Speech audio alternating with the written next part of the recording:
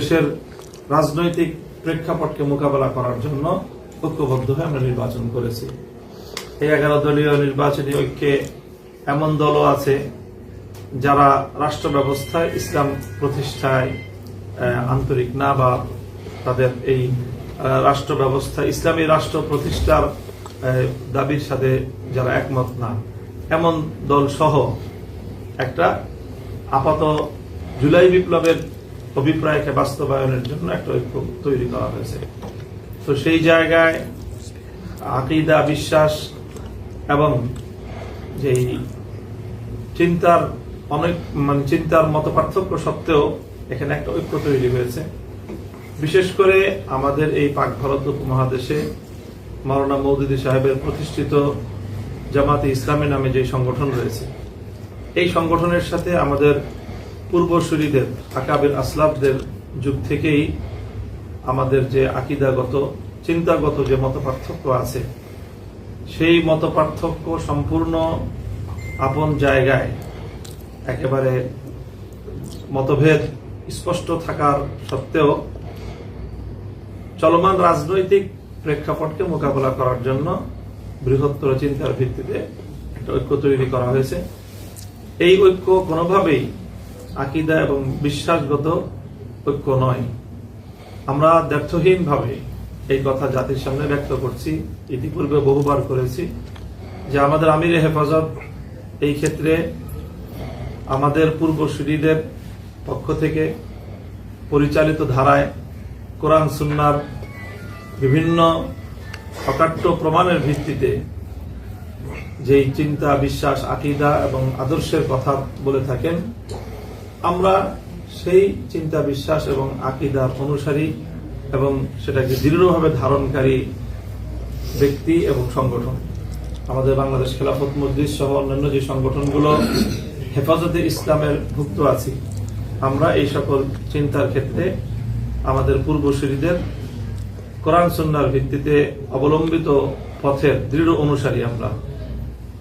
কাজেই আমাদের এই রাজনৈতিক ঐক্যের সুবাদে অনেকে এই ধরনের বিভ্রান্তি সৃষ্টির পায়তারা চালায় বা অপচেষ্টা করে যে আমাদের মধ্যে আদর্শগত বা আকীদাগত ঐক্যমত প্রতিষ্ঠিত হয়েছে, রাজনৈতিক ঐক্যের মধ্য দিয়ে এই কথাটি সম্পূর্ণ ভুল।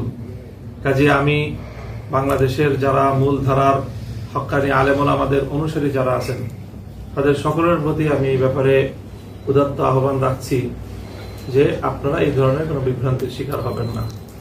আকীদা এবং বিশ্বাস, চিন্তা এবং চেতনা তার আপন জায়গায় কোরআন সুন্নাহর ভিত্তিতে পূর্বসূরী আকাবিরদের দেখানো পথ অনুযায়ী আমরা আমাদের পথেই পরিচালিত হচ্ছি এবং সামনের দিনেও আমরা এই পথে দৃঢ় এবং অবিচল থাকবো ইনশাআল্লাহ।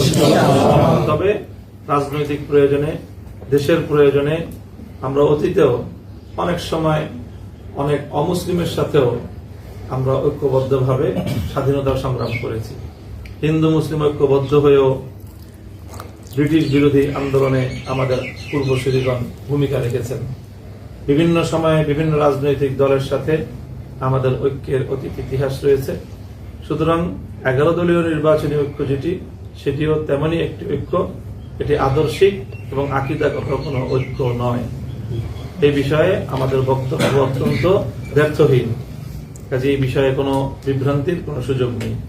সেই সাথে আমি এটাও স্পষ্ট করতে চাই যে হেফাজতে ইসলামকে দুর্বল করার নিমিত্তে হেফাজতের মধ্যে বিভেদ আছে, বিভক্তি আছে মর্মে কিছু প্রচারণা পরিচালিত হচ্ছে। হেফাজতের মধ্যে প্লাস মাইনাসের অনেক ধরনের খেলা পরিচালিত করার মতো দূরভিসন্ধি এবং ষড়যন্ত্র চলছে।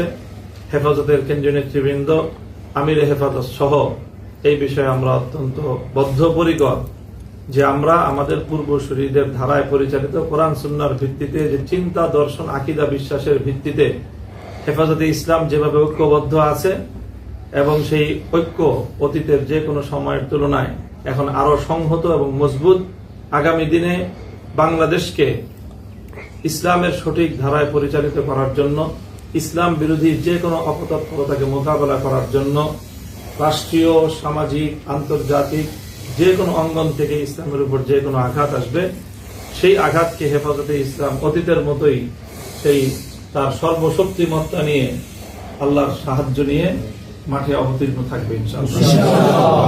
আমরা দেশবাসীর কাছে সহযোগিতা চাই, দোয়া চাই যে হেফাজতে ইসলাম যেন তার ঐতিহাসিক ভূমিকা আগামী দিনে অব্যাহত রাখতে পারে। আল্লাহ পাক রব্বুল আলামিন আমাদের সকলকে তৌফিক দান করুন। একটা কোয়েশ্চেন ছিল,